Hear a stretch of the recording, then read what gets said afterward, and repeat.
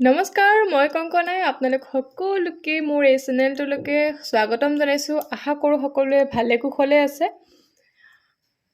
ইতিমধ্যে মা কালী পূজা চলি আছে আৰু এই মুহূৰ্তত আপোনালোকৰ কাৰণে মায়ে কি গাইডেন্স পঠিয়াইছে সেয়া জানিবলৈ আপোনালোকে আগ্ৰহী হৈ আছে। গতিকে চেনেলটোলৈ যিসকলে নতুনকৈ আহিছে ছাবস্ক্ৰাইব কৰিব, লাইক কৰিব, শ্বেয়াৰ কৰিব, কমেণ্ট কৰিবলৈ নাপাহৰিব। আৰু যিসকলে এতিয়ালৈকে ছাবস্ক্ৰাইব কৰা নাই কিন্তু ভিডিঅ' চাই আছে তেওঁলোকে অনতিপলমে ছাবস্ক্ৰাইব কৰি দিব, কাৰণ নতুন নতুন বহুত তেনেকুৱা ধৰণৰ ভিডিঅ' আহি আছে। সোনকালে পাবৰ কাৰণে আপোনালোকে বেল আইকনটোত ক্লিক কৰি ৰাখিব। এতিয়া আহিছোঁ আপোনালোকৰ কাৰণে বাৰ্তালৈ।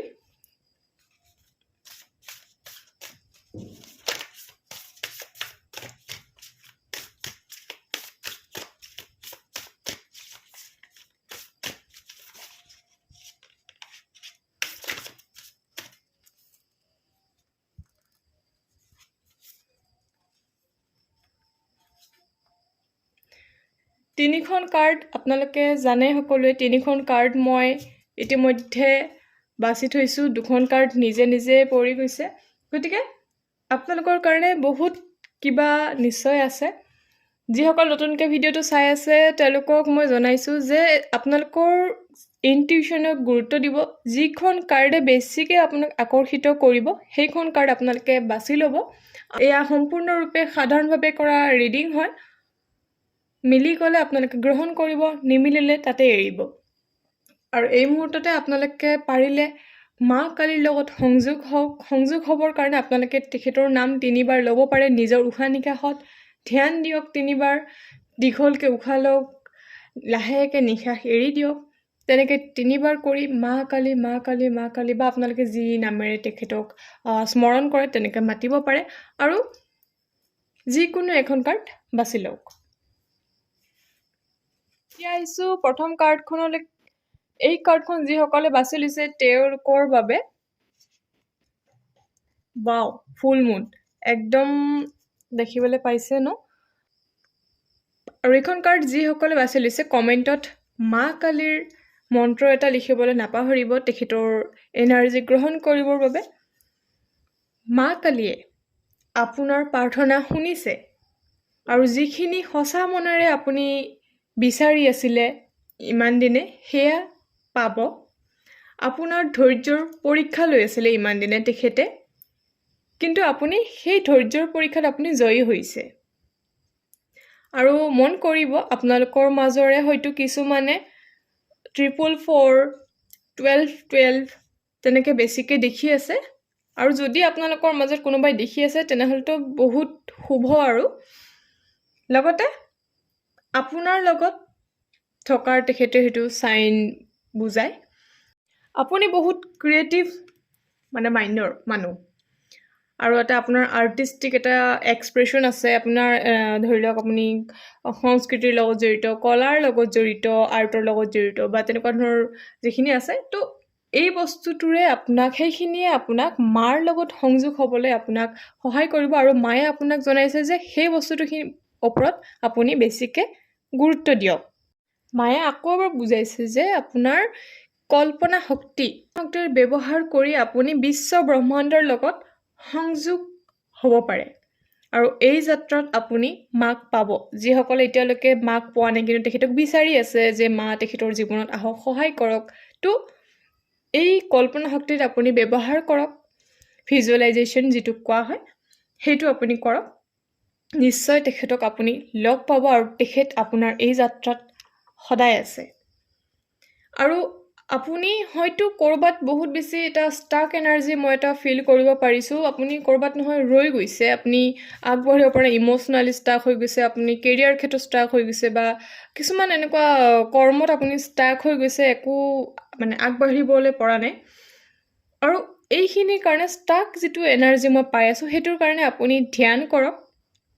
আৰু সেই ধ্যানটো আপুনি আজি ৰাতি কৰিব পাৰে, নাইবা কালি গোটেই দিনটো, কালি ৰাতিলৈকে আপুনি কৰিব। বহুত ভাল এটা উৰ্জাৱান এটা সময় চলিব গতিকে আপোনাৰ কাৰণে বহুত উচিত সময় আৰু লগতে কিবা অনুভৱ কৰিব পাৰিব আপোনাৰ হৈ থকা ভুলবোৰৰ ওপৰত আপুনি ধ্যানতে আপুনি গম পাই যাব আৰু সেইখিনি আপোনাৰ জীৱনত যিখিনি ভুল হৈ আছে বা আপুনি কিবা এটা বিচাৰি আছে সেইখিনি আপুনি ধৰি লওক আপুনি গম পোৱা নাই এইটোৰ লগত এইটো ডট মিলা নাই পেটাৰ্ণ মিলা নাই লাইফৰ কিছুমান অংক মিলা নাই তো এই বস্তুটো আপোনাৰ ক্ষেত্ৰত ক্লিয়াৰ হৈ যাব আৰু লগতে আপোনাৰ নিজৰ ইনাৰ গাইডেন্স অনুযায়ী আপুনি আগুৱাই যাওক কাৰণ আপোনাক মায়ে সেই ধ্যানতে আপোনাক কিবা বাৰ্তা দিব আপুনি মাত্ৰ আপুনি নিজক সম্পূৰ্ণ বিলীন কৰি দিব ধ্যানত লগতে নিজক গ্ৰাউণ্ড কৰি ৰাখক আৰু তেখেতৰ এনাৰ্জিৰ লগত সংযোগ হ'বলৈ চেষ্টা কৰক আৰু ডিভাইনৰ প্লেন আৰু তেখেত যিহেতু ডিভাইন এটা এনাৰ্জি এটা এক সাংঘাতিক এটা এনাৰ্জি তো সেই ডিভাইন প্লেনক বিশ্বাস ৰাখক আৰু আপোনাৰ ষ্ট্ৰাগল মায়ে দেখিছে আৰু আপোনাৰ এনাৰ্জি আপোনাৰ সলনি হোৱাৰ পথত আছে যিখিনি এটা বেয়া এটা এনাৰ্জি চলি আছে সেইটো আপোনাৰ সলনি হ'ব আৰু লগতে আপোনাৰ বাবে যি আছে সেয়া ধুনীয়াকৈ আপুনি মানে ষ্ট'ৰ কৰা আছে অলৰেডি বিশ্ব ব্ৰহ্মাণ্ডৰ য'ত নকওক কিয় ধুনীয়াকৈ আপোনাৰ কাৰণে সাজু কৰি ৰখা হৈছে কিন্তু আপুনি সাজু হ'লেহে সেই বস্তুখিনি আপোনাৰ ওচৰলৈ আহিব বা আপোনাৰ কাষত আহিব আৰু সেই সাজুটো হয়তো আপোনাৰ মেণ্টেলি ষ্ট্ৰং হ'ব লাগিব আপুনি বহুত বেছি চিন্তাত থাকে সেই চিন্তাখিনি লাহে লাহে লাহে লাহে মানে কমাব লাগিব যিটো এটা মানে ইমবেলেঞ্চ এটা এনাৰ্জি সেইখিনি আপুনি বেলেঞ্চত আনিব লাগিব আৰু সেই আপোনাৰ অকল ধ্যানৰ জৰিয়তে পাব আৰু সেই ধ্যান কৰিবৰ কাৰণে আপুনি মাত্ৰ কোনোবা এটা ঠাইত ধুনীয়াকৈ বহি ল'ব এটা এলাৰ্ম দি ৰাখিব পাৰে 10ৰ পৰা 15 মিনিট তেনেকুৱা বিশেষ একো প্ৰক্ৰিয়া কৰিব নালাগে প্ৰথম যদি আপোনালোকে ধ্যান কৰি আছে মনত বহুত বেছি কিবা কিবি ধৰি লওক কথা বাৰ্তা আহিব পাৰে আহিবলৈ দিব মানে গ' উইথ দ্য ফ্ল' আৰু যি আহিব আছে আহি থাকক তেনেকুৱা ধৰণৰ মাত্ৰ চকু বন্ধ কৰি খন্তেক সময় আপুনি বহক লাহে লাহে যিসকলে ইতিমধ্যে ধ্যান কৰি আছে কৰি থাকে সদায় তো তেওঁলোকৰ কাৰণেতো আপোনালোকে ধুনীয়াকৈ মানে গাইডেন্স আপুনি পাবই তো সেইখিনি মাত্ৰ কৰিবলৈ চেষ্টা কৰক নিজৰ ইনাৰ গাইডেন্সত আপুনি বহুত বেছি বিশ্বাস কৰক আৰু এতিয়া আহোঁ মই দ্বিতীয় নম্বৰ কাৰ্ডখন কিন্তু তাৰ আগতে এইখন কাৰ্ড যিসকলে বাছি লৈছিলে মাক ধন্যবাদ জনাওক আপোনাৰ লগত সদায় থকাৰ বাবে আৰু দ্বিতীয় কাৰ্ডখন ৱাও আপোনাৰ বহুত শক্তি আছে মই সেয়া অনুভৱ কৰিবলৈ পাইছোঁ মই অনুভৱ কৰিও আছোঁ আপোনাৰ বহুত শক্তি আছে বহুত ডাঙৰ এটা শক্তি আছে আপুনি হয়তো হিলাৰ নাইবা আপুনি আধ্যাত্মিক জগতৰ লগত জড়িত নাইবা আপোনাৰ শব্দত শক্তি আছে অৰ্থাৎ আপুনি যি কয় তাকে আপোনাৰ হৈ যায় আৰু আপোনাৰ এটা অতীত আছে মই অতীতৰ এটা এনাৰ্জিও মই পাই আছোঁ অতীতে আছে আৰু পাৰিলে সময়ে সময়ে আপুনি এনাৰ্জি ক্লিন কৰি থাকিব গ্ৰাউণ্ডিং কৰি থাকিব কাৰণ আপুনি এনাৰ্জিৰ লগত জড়িত মানুহ গতিকে আপুনি গম পায় আৰু যিসকলে এনাৰ্জিৰ লগত জড়িত নাই কিন্তু এই কাৰ্ডখন আহিছে তেওঁলোকৰ এনাৰ্জি নিজে নিজে আপোনালোকে গম পাই যাব কি কৰিব লাগে কি কৰিব নালাগে সময় আহক আৰু লগতে আপোনাৰ ক্লিন কৰাৰ মানে অৰ্থটো হ'ল আপোনাৰ উৰ্জাত আপোনাৰ যিটো এনাৰ্জি এটা ফিল্ড আছে আপোনাৰ অৰা ফিল্ড আভামণ্ডল বুলি কোৱা হয় এনাৰ্জি ফিল্ডত আপোনাৰ যিকোনো বাহিৰা এনাৰ্জি হওক বা আপোনাৰ ওচৰে পাজৰে যিখিনি এনাৰ্জি থাকে আপুনি আপোনাৰ এনাৰ্জিত সোনকালে আপুনি মানে ধৰি লওক এট্ৰেক্ট হৈ আহে আপোনাৰ এনাৰ্জিৰ পৰা গতিকে মা কালিয়ে আপোনাক জনাইছে যে তেখেতৰ প্ৰটেকশ্যনত আপুনি সম্পূৰ্ণৰূপে আছে মাত্ৰ ধ্যান কৰিবলৈ তেখেতে আপোনাক জনাইছে ঠিক 1 নম্বৰ কাৰ্ডখনত যি আহিছে তো 2 নম্বৰ কাৰ্ডখনতো ধ্যান মেইন আপোনালোকৰ কাৰণে ধ্যান কৰিবলৈ জনাইছে মায়ে আৰু পুৰণি আৱৰণ আঁতৰাবলৈ আপোনাক জনাইছে যাতে পুৰণি আৱৰণখিনি আঁতৰাই পেলাই আপুনি কঠোৰ হওক নিজৰ জীৱন যাত্ৰাত আৰু লগতে মায়ে জনাব বিচাৰিছে যে আপোনাৰ এই সময়ত আপুনি হয়তো বহুত মানসিকভাৱে ড্ৰেইনড অনুভৱ কৰি আছে ধৰি লওক বহুত বেছি আপোনাৰ আৱেগিক বহুত আপোনাৰ কণ্ট্ৰলত নাই তেনেকুৱা ধৰণৰ আপুনি অনুভৱ কৰি আছে মানসিক অশান্তি আপুনি বহুত ধৰণৰ পাই আছে কিন্তু বিশ্বাস ৰাখক আপোনাৰ গ্ৰোথৰ কাৰণে এয়া সম্পূৰ্ণৰূপে জৰুৰী আপোনাৰ এই সময়খিনিত হিলিং এটা যাত্ৰা বুলি কোৱা হয় হিলিং যাত্ৰা আপোনাৰ চলি আছে গতিকে আপোনাৰ আনকণ্ডিশ্যনেল লাভ হঠাৎকৈ পাব পাৰে ধৰি লওক কিছুমান আপোনাৰ গম নোপোৱাকৈ মাৰে আপোনাৰ ব্লেছিংছ বুলি ধৰি ল'ব পাৰে মাৰ মৰম ভাল আপুনি পাব পাৰে নাইবা আপোনাৰ নতুন নতুন ক্ৰিয়েটিভ কিছুমান আইডিয়া আপোনাৰ মাইণ্ডত আহিব পাৰে কাৰণে মানে ফলপ্ৰসূ হ'ব আৰু লগতে আপোনাৰ মানে ধৰিত্ৰী মা মাদাৰ আৰ্থ বুলি কোৱা হয়, মাদাৰ আৰ্থৰ লগত সংযোগ হোৱাৰ আপুনি সুযোগ পাব, নাইবা সেই এটা যিটো আধ্যাত্মিক এটা শক্তি আপুনি অনুভৱ কৰিব পাৰিব। যিসকলে এতিয়ালৈকে আধ্যাত্মিক ফিল্ডত অহা নাই, কিন্তু আপোনালোকে অনতিপলমে এই এনাৰ্জিটো মই পাই আছোঁ, আপোনালোকে অতি সোনকালেই আধ্যাত্মিক জগতত ভৰি দিব। আৰু আপোনালোকৰ কিছুমানৰ ক্ষেত্ৰত আৰ্টিষ্ট বা ৰাইটাৰ যিসকল চাই আছে, বা চেনেলাৰ্ছ কিছুমান চাই আছে, ডিভাইন চেনেলাৰ্ছবিলাক, আৰু বা ক্ৰিয়েটৰ যিসকলে আছে, তেওঁলোকৰ কাৰণে আপোনালোকৰ কাৰণে ভাল এটা সুযোগ আহিব। আৰু লগতে আপোনাৰ নিজৰ টেলেণ্ট ইউজ কৰক এই ক্ষেত্ৰত, আৰু নিজৰ শব্দ, নিজৰ মাত, নিজৰ বিশ্বাস ৰাখক সেই বস্তুখিনিত, শিকক, নিজেও শিকক, বেলেগকো শিকাওক। এফৰ্টলেছলি আপুনি নিজকে আপুনি সেই সোঁতত আপুনি এৰি দিয়ক। এতিয়া আহিছোঁ মই 3 নম্বৰ কাৰ্ডখনলৈ। 3 নম্বৰ কাৰ্ডখন যিসকলে বাছি লৈছে, কিন্তু তাৰ আগতে এই কাৰ্ডখন যিসকলে বাছি লৈছিলে তেওঁলোকে মাক ধন্যবাদ জনাবলৈ নাপাহৰিব আৰু উল্লেখ কৰিব 2 নম্বৰ কাৰ্ডখন। আৰু লগতে মই জনাই থৈ দিওঁ যে আপোনালোকৰ যদি কিবা প্ৰশ্ন আছে মাৰ লগত জড়িত, মোক আপোনালোকে কমেণ্টত সুধিব পাৰে। মই আপোনালোকক চেষ্টা কৰিম যিমানখিনি মই জানো আপোনালোকক জনাবৰ কাৰণে। এতিয়া আহিছোঁ 3 নম্বৰ কাৰ্ড যিসকলে বাছি লৈছিলে। ৱাও, মা কালীয়ে জানে, ঠিক আছে, মা কালীয়ে জানে আপুনি কি এটা পৰিস্থিতিৰ মাজেৰে চলি আছে। বৰ্তমানো আপোনাৰ এই বেয়া পৰিস্থিতি এটা চলি আছে, মানসিক বহুত বেছি এটা যুদ্ধ, আপোনাৰ ওচৰে পাজৰে থকা মানুহখিনিৰ লগত আপোনাৰ এটা মানে ভীষণ তেনেকুৱা যুদ্ধ টাইপৰ, যুদ্ধ বুলিয়ে ক'ব পাৰি। ধৰি লওক মতৰ অমিল হওক, বা আপোনাক কিবা বেয়া ভাবে, বা আপুনি কিবা এটা বেয়া ভাবে, মুঠতে একো মিল নাই, যিটো অশান্তি, বহুত অশান্তি আপুনি অনুভৱ কৰি আছে।